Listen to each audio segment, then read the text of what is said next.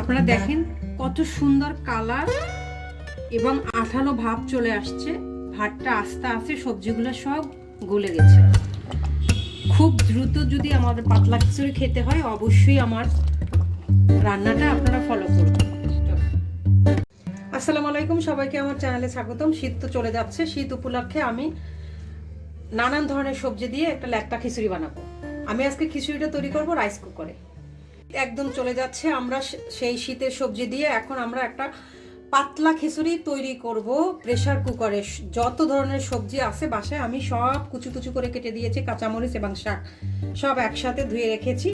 আর এখানে আমি 2 থেকে 3 পদের ডাল আর চাল মিক্স করে ধুয়ে রেখেছি। আমি অনেক ধরনের সবজি ইউজ করেছি, মিষ্টি কুমড়া, পাতাকপি, ফুলকপি, গাজর, টমেটো। এখানে আবার অনেক ধরনের সবজি আছে, মিষ্টি কুমড়া আছে, গাজর আছে, টমেটো আছে, ফুলকপি আছে, পাতাকপি আছে, সিম আছে, তারপরে 2 ধরনের শাক আছে, পালং শাক এবং লাউ শাক। সব একসাথে আমি কেটে ধুয়ে রেখেছি। এখন এটা আমি রাইস প্রেসার কুকারে দিয়ে দেবো। আমি প্রেসার কুকারে চাল ধোয়াটা ঢেলে দিলাম। তারপর আমি সব সবজিগুলো এখানে দিয়ে দিব।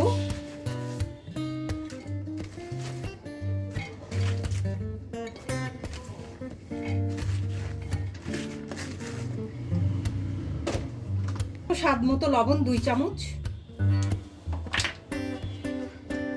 এখন দেব কালারের জন্য 2 চামচ হলুদ। আমার সব উপকরণ দেওয়া শেষ, এখন পরিমাণ মতো পানি দেব। এখন আমি এখানে পরিমাণ মতো পানি দেব। পানিটা বেশি দেওয়া যাবে না, পানিটা বেশি দিলে আপনার ব্লক যখন সিটি দেবে তখন পানি পড়ে যাবে, তাই পানিটা কম দিতে হবে। প্রেসার কুকারে আপনারা কখনো কেউ পাতলা খিচুড়ি খেয়েছেন কিনা আমি জানি না, আমি তৈরি করেছি। মাত্র একটা সিটি লাগবে, আমাদের গ্যাস বাঁচবে, সময় বাঁচবে এবং খুব চটপট আমরা পাতলা খিচুড়ি তৈরি করে খেতে পারবো।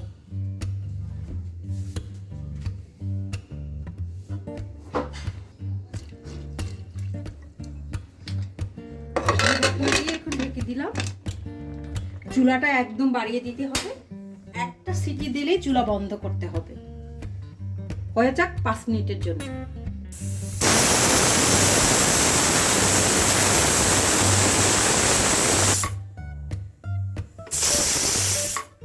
একটা সিটি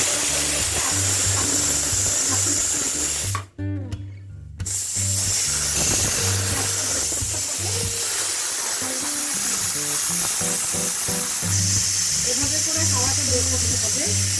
হাওয়াটা বের করতে 2 থেকে 3 মিনিট সময় লাগবে।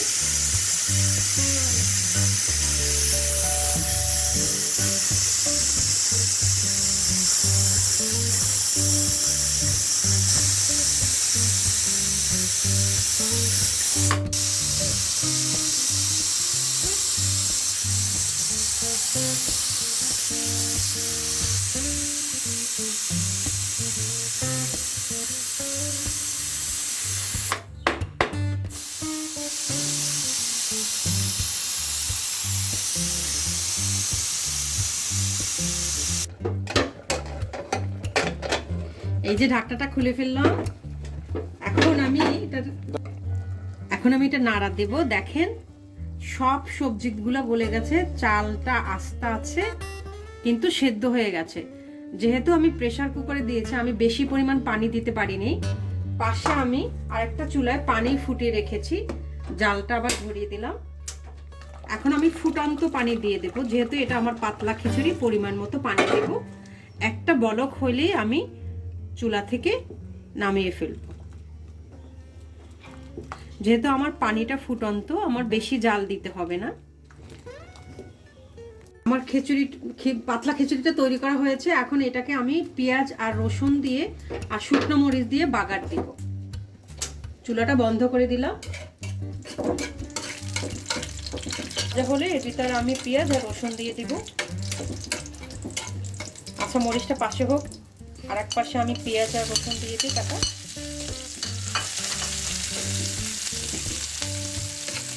পেঁয়াজ রসুনটা ব্রাউন কালার করে আমি এটা বাগার দিব।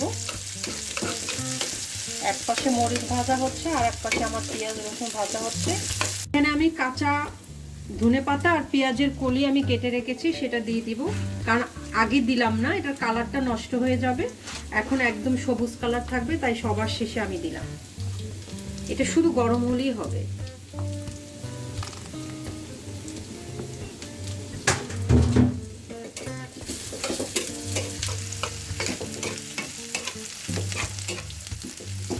মরিচটা ভাজা হয়েছে, মরিচটা আগে দিয়ে দিব।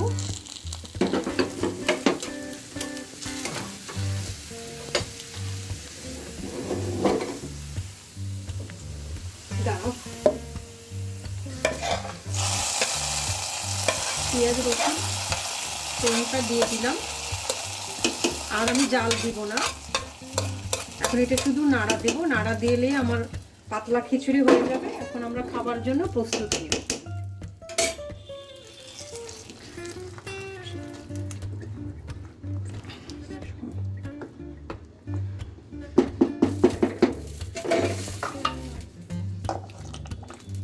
আপনারা দেখেন কত সুন্দর কালার এবং আঠালো ভাব চলে আসছে। ভাতটা আস্তে আস্তে সবজিগুলো সব গলে গেছে।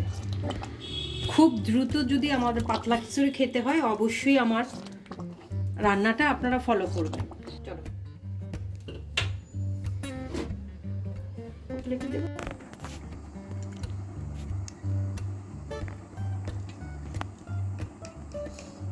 ওয়াও, অসাধারণ।